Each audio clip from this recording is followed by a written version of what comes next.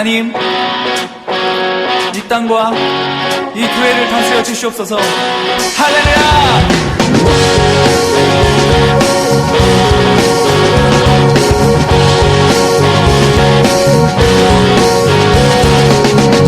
산과 시내와 붉은 노을과 땅의 모든 것 주 다스리네. 내 안에 갈망 유일한 소망 주님 날 다스리는 것 주 오셔서 통치하소서. 헛된 나의 꿈 모든 거두사 내 모든 것 받으리니 오셔서 다스리소서.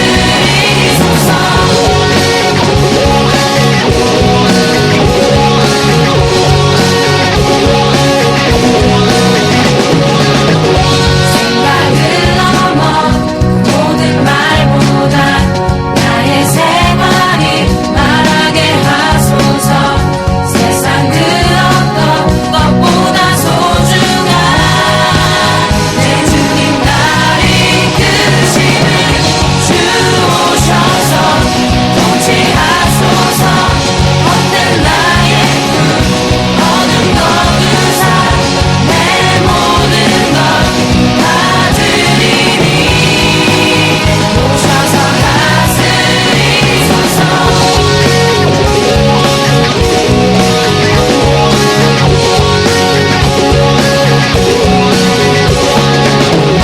생각을 넘어 그 모든 말보다 나의 생활이 말하게 하소서. 세상 그 어떤 것보다 소중한 내 주님 날 이끄심을 주 오셔서 통치하소서. 헛된 나의 꿈 어둠 거두사 내 모든 것 받으리니 오셔서 다스리소서.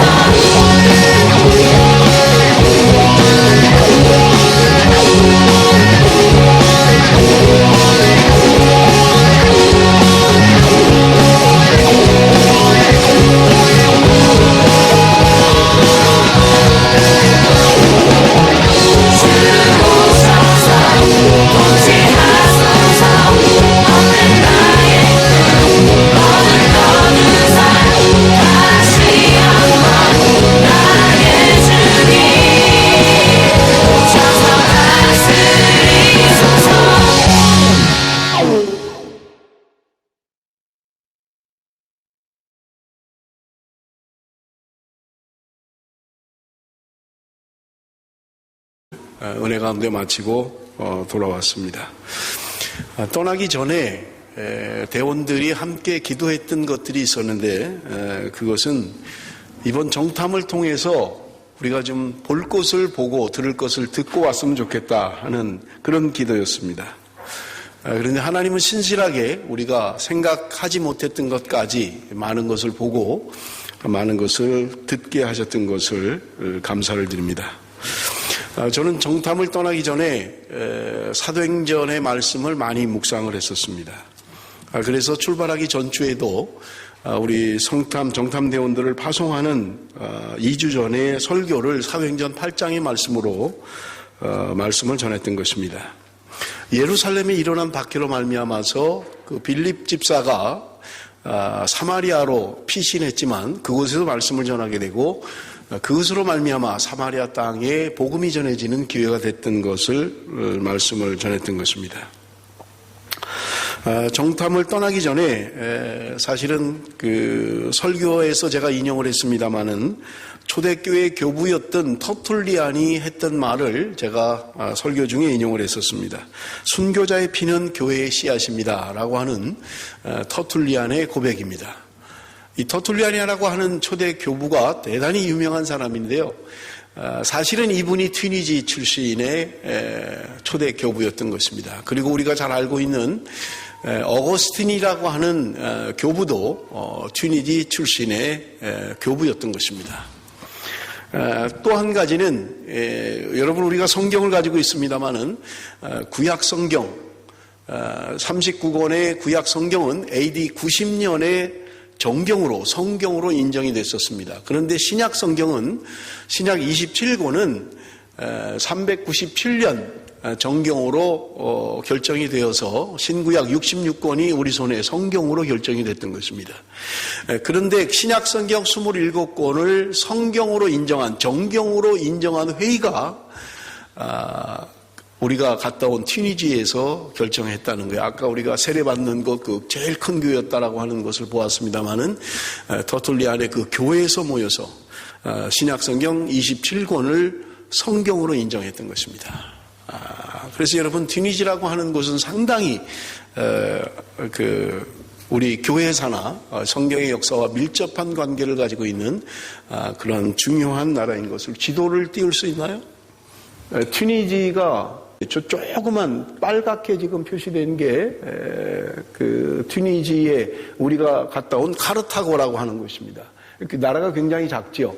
뭐 그래도 우리나라보다는 큽니다만은 왼쪽에 크게 자리 잡고 있는 그 알제리라고 하는 나라가 있고 오른쪽으로 리비아라고 하는 엄청나게 큰 나라가 있고요. 그 리비아 바로 옆에는 이집트입니다. 성경에 등장하는. 그래서 지금 중동 지역과는 상당히 가까운 그런 지역인 것을 우리가 볼 수 있는 것입니다. 이 튀니지는 특별히 이 카르타라고 하는 우리가 머물렀던 지역, 지금 빨갛게 표시되어 있는 곳인데 그 앞에가 바로 로마입니다. 이태리이고 그 로마와 전쟁을 치렀던 현장입니다. 세계사에서 한니발이라고 하는 유명한 장군의 전쟁, 포에니 전쟁을 치렀던 로마를 이겼던 포에니 2차 전쟁에서 한니발이 이끄는 튀니지의 자그마한 군대가 강대한 세계를 제패했던 로마를 이겼던 것이 바로 저 빨갛게 표시된 우리가 갔다 온 카르타라고 하는 것이 바로 그것입니다.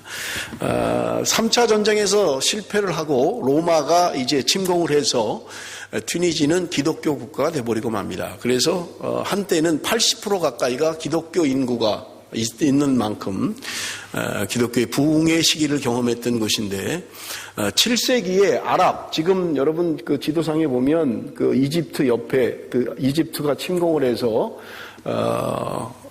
이제 모슬렘으로 완전히 바뀐, 그래서 지금은 대다수의 사람들이 아랍 사람들이에요. 튀니지에 있지만 원래 원주민인 베르베르 쪽은 거의 찾아볼 수 없고 아랍 사람들이 거의 다 차지하고 있고 프랑스가 마지막에 180년 동안 튀니지를 지배하게 됩니다.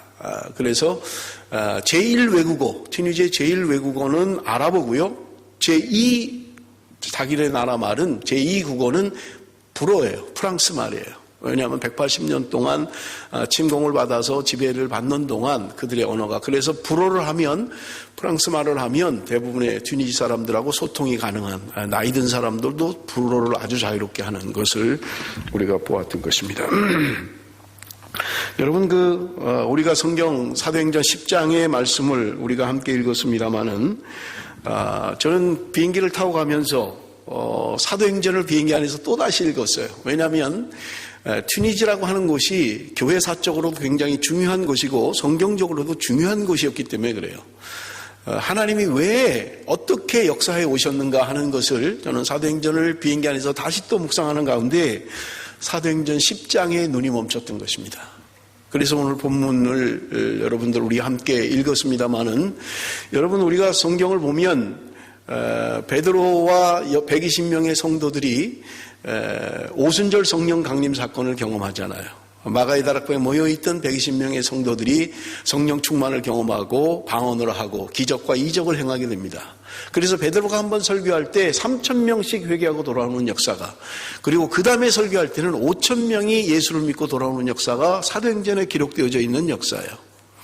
그런 경험을 했습니다. 그리고 3장에 보면 성전으로 기도하러 가는 중에 베드로와 요한이 미문에 앉아있던 태어나면서부터 안진뱅이를 고치는 장면이 사도행전 3장에 기록되어 있습니다. 그런데 이것 때문에 그들이 감옥에 갇히게 되죠.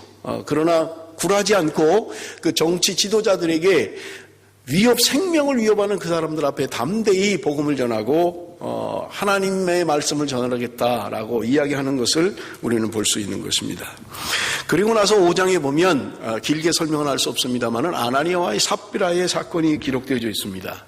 그리고 사도행전 6장에 7명의 집사를 선출하는 장면이 여러분 사도행전 6장에 기록되어져 있는 것입니다. 그 7명의 집사 가운데 사도행전 7장에 기록하고 있는 스데반의 순교의 내용이 나오는데 바로 7집사 가운데 한 명이 스데반이었던 거예요.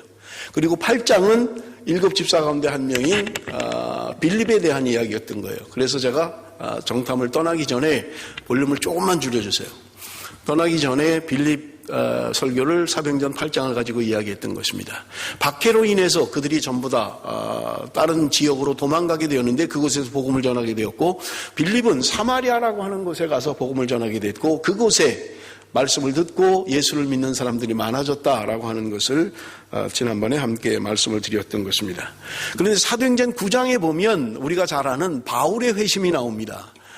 사울이었던 그가 예수 믿는 사람들을 죽이겠다고 공문을 가지고 군인들과 함께 다메섹으로 가는 도중에 부활한 예수 그리스도를 만나게 됩니다. 그리고 그는 회개하게 되고 변화되어서 이제 온전한 그리스도인으로 살게 되는 장면이 기록되어져 있습니다. 그런데 사도행전 9장 15절에 보면 하나님이 왜 바울을 부르셨는지가 기록되어져 있어요. 우리 한번 15절 같이 읽도록 하겠습니다. 15절 말씀 다 같이 읽습니다. 시작.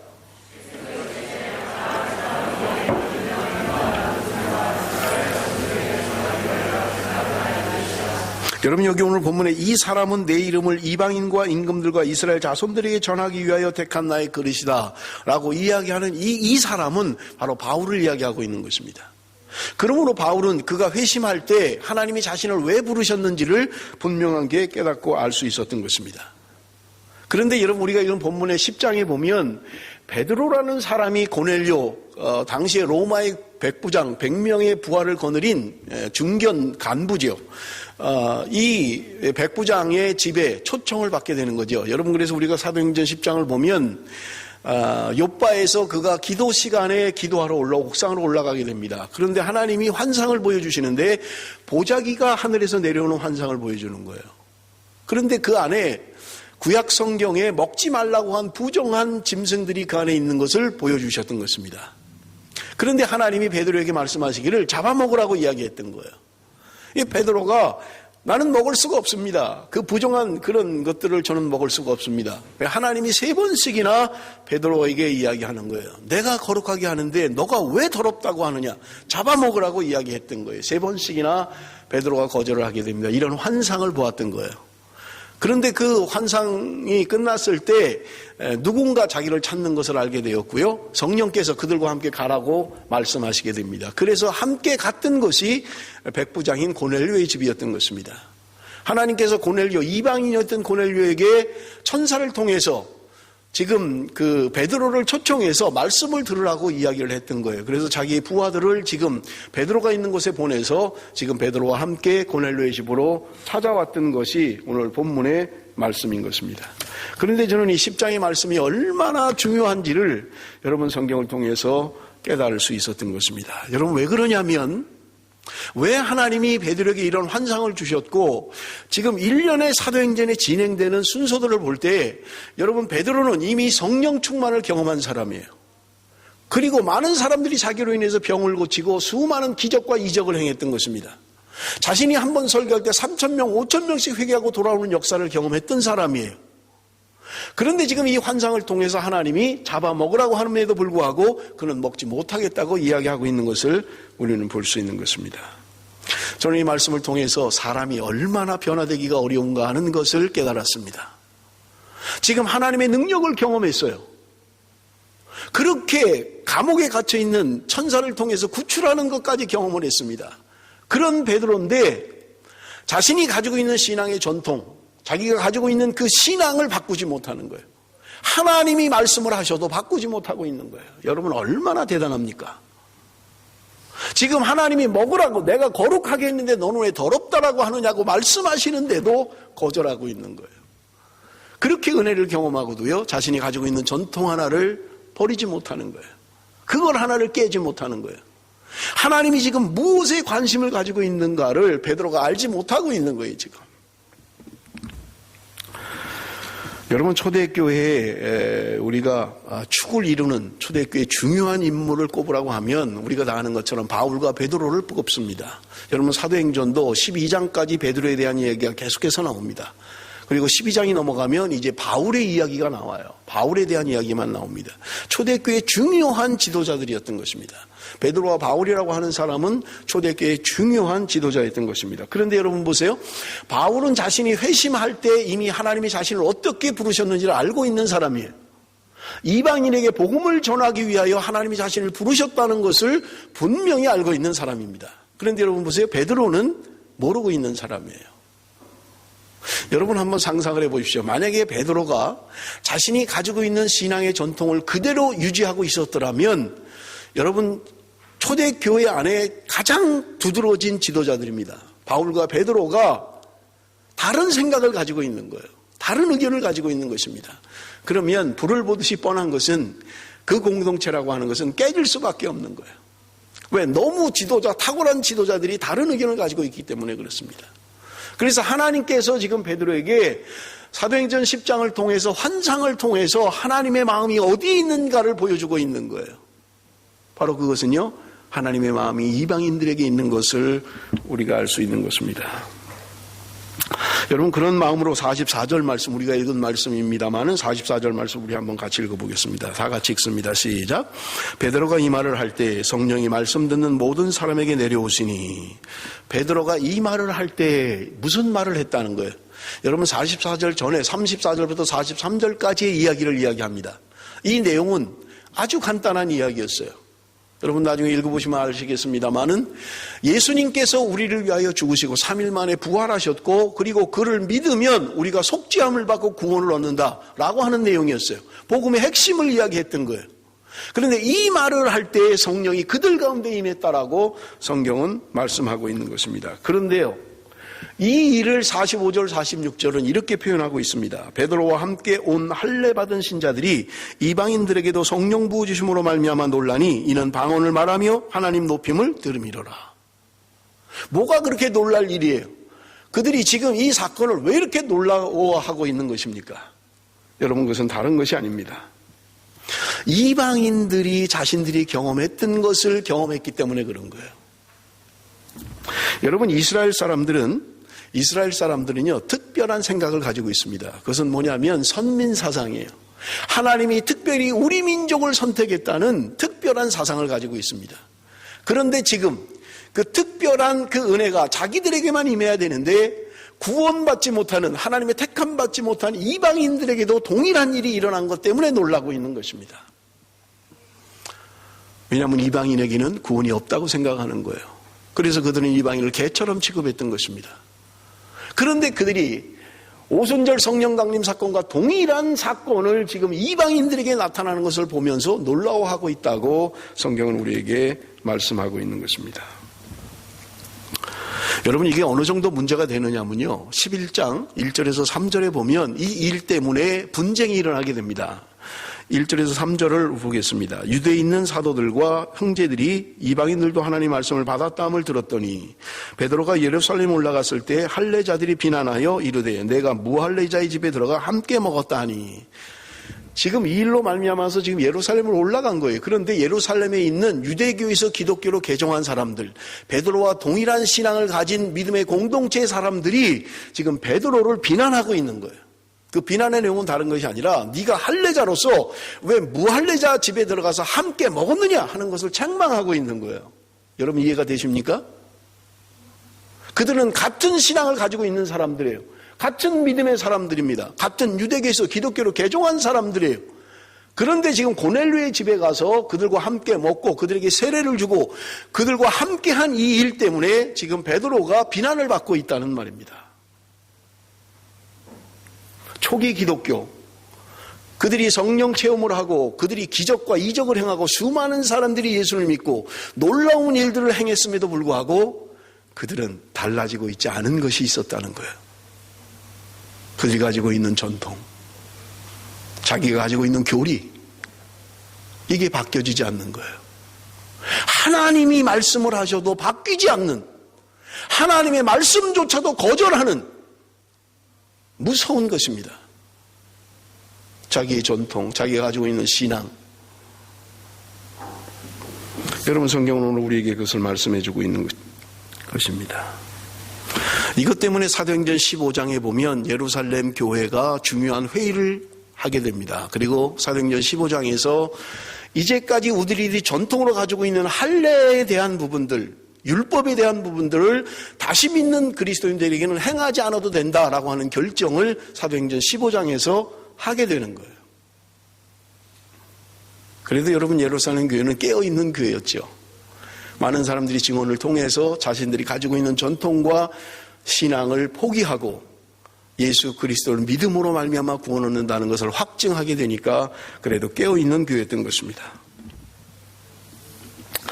여러분, 11장 15절에 보면 베드로가 자신이 고넬료의 집에서 일어났던 일을 설명하는 것을 볼 수 있습니다. 예루살렘 교회에 가서 어떤 일이 일어나는지를 설명하는 장면이 15절의 말씀입니다. 내가 말을 시작할 때 성령이 그들에게 임하시기를 처음 우리에게 하신 것과 같이 하는지라. 베드로가 설명하고 있는 거예요. 이 말은 뭐냐면 고넬료 집에서 일어났던 성령 강림 사건은 사도행전 2장에 일어났던 오순절 성령 강림 사건과 동일하게 일어난 사건이라고 이야기하고 있는 것입니다. 그것도 이방인의 집에서, 이방인들에게. 여러분, 이것이 성경의 증언이에요. 제가 청년부에서 성령론을 특강할 때도 들으신 분들은 이해를 좀 더 빨리 하실 거예요. 오늘날 성령론 논쟁 가운데 보수와 진보의 문제가 뭐냐면 오순절 성령 강림 사건은 한 번 일어난 것이다. 어떤 사람들은 그렇게 주장하는 거예요. 어떤 사람들은 이것은 반복적으로 일어날 수 있는 것이다. 그렇게 이야기하고 있는 거예요. 근데 중요한 것은 성경이 그렇게 이야기하고 있다는 거예요. 베드로가 증언하고 있는 거예요. 우리에게 일어났던 그 일이 지금 동일하게 이방인인 고넬료 집에 동일하게 일어났다고 이야기하고 있는 것입니다. 성경이 증언하고 있는데 왜 단회적이라고 이야기하고 있는 거예요? 분명히 그들이 고백하고 있는데, 베드로가 증언하고 있는데, 오래전에 있었던 성령 강림 사건이 지금 고넬료 집에서 다시 일어났다라고 이야기하는 거예요. 그리고 사도행전 19장에 동일한 사건이 또 일어나고 있는 거예요.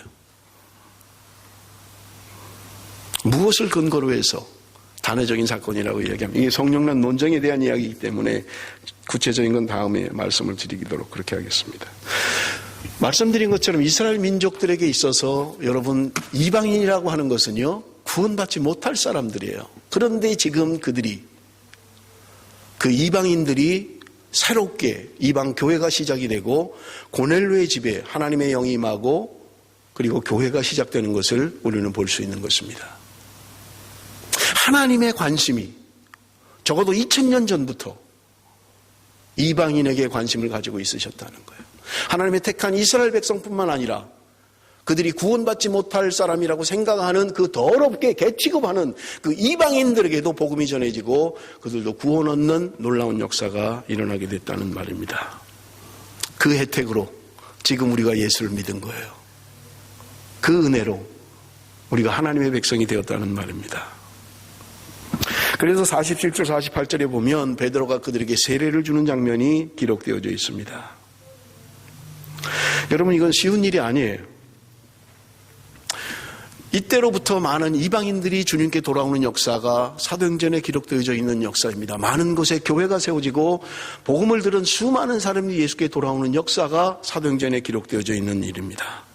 지난번에 출발하기도 말씀을 드렸습니다마는 단지 복음이 전해진 것만 아니라 복음과 함께 기적과 이적이 나타났다고 성경은 분명하게 우리에게 말씀하고 있는 것입니다. 기적과 이적이 먼저 일어났던 게 아니고요. 말씀이 전해지고 말씀이 있는 곳에 기적과 이적이 나타났다는 말입니다. 그럴 때 그들은 변화됐던 것입니다. 이 이야기를 요번에 튀니지에 갔을 때 아까 사진에도 보았습니다마는 프론티어 선교회 소속 선교사들이 이야기했던 거예요. 전혀 생각지 않았던 우리 한국 선교사들이 그런 이야기를 하면 오히려 이해가 돼요. 그런데 전혀 이해가 되지 않는 미국, 카나다 선교사가 이야기했던 것입니다. 그가 한 이야기 가운데 아까 우리 발표자도 이야기를 했습니다마는 모슬렘 선교가 그렇게 힘들고 한국의 선교사들이 10년 넘게 사역을 하면서도 한 명도 개종자를 얻지 못하는 열악한 환경 가운데 있음에도 불구하고 어떤 사람들은, 어떤 공동체는 그 모슬렘 선교를 성공적으로 이루는 사람들이 있더라는 거예요. 그 이야기를 지금 외국의 카나다 선교사가, 미국 선교사가 이야기하는 거예요. 그러면서 7가지 특징을 이야기했습니다. 이런 사람들은 그 어려운 모슬렘 선교에 성공하더라 이야기하는 거예요. 그런데요, 제일 먼저 꼽은 게 뭔지 아세요? 다른 사람과 다르게 성공하는 사람들의 특징 1번, 기도하는 사람들이었다는 거예요. 기도하는 사람들이었다는 거예요. 누군들 기도를 안 하겠습니까? 누군들 선교에 대한 열정이 없겠습니까? 누군들 선교에 대한 비전이 없겠어요? 그런데 외국 선교사가 이야기하는 그 어려운 모슬렘 선교를 성공적으로 한 사람들의 첫 번째 특징, 그것은 기도였다. 기도하는 사람들은 성공했다는 거예요. 기도하는 사람들은 그 어려운 모슬렘 선교를 감당했다는 거예요. 그리고 두 번째 이야기한 것이요, 그들의 기도와 함께 기적과 이적이 나타날 때 그들이 회심하고 돌아왔다는 거예요. 다 제가 설명을 할 수 없습니다만은 세 번째는요, 인카네이션 선교였어요. 예수님이 이 땅에 오셔서 자기를 낮추신 것처럼 선교사가 선교지에서 철저하게 그들에게 동화되고 자기를 낮추는 사람들은 모슬렘 선교에 성공했다는 것입니다.